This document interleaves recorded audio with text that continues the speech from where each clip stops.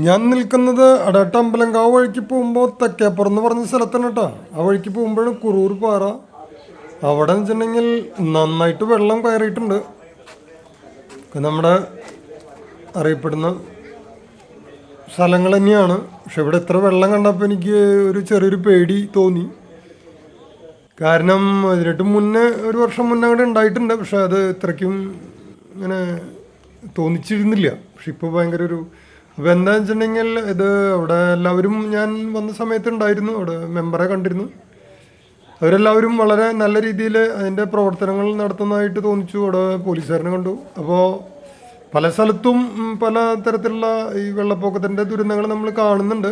പക്ഷെ അത് വെച്ച് നോക്കുമ്പോൾ ഇതിപ്പോൾ നമ്മളിത് മുന്നേ വീഡിയോയിൽ പറഞ്ഞ പോലെ തന്നെ ഇതൊക്കെ അനുഭവിക്കുന്നവർക്കാണ് അതിൻ്റെ ബുദ്ധി. അപ്പോൾ എല്ലാവരും അത് സഹകരിക്കണം. അതിൽ കക്ഷി രാഷ്ട്രീയം അല്ല മതപരം അതൊന്നും നോക്കാതെ തന്നെ എല്ലാവരും നല്ല രീതിയിൽ സഹകരിക്കണമെന്ന് തോന്നിക്കണം.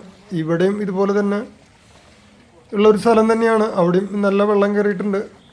ഇതിപ്പോൾ ആവർത്തിച്ച് വരുമ്പോൾ എന്തോ ഒരു സുഖമില്ലാത്ത പോലെ തോന്നിക്കുന്നുണ്ട്. വരുന്ന വഴിക്ക് അമ്പലങ്കാവിൽ അമ്പലം കണ്ടു. അവിടെ രാമായണ മാസമായ കാരണമാണോ അവിടെ ദീപാലങ്കാരങ്ങളും ഈ ചുറ്റുവിളക്ക് എന്ന് പറയുന്ന പോലെ അവിടെ കണ്ടിരുന്നു. അപ്പോൾ അതെന്തായാലും നമുക്കൊന്ന് ഫോട്ടോയിൽ പകർത്തിയാലോ എന്ന് തോന്നിച്ചു. അതും കൂടി കിട്ടി.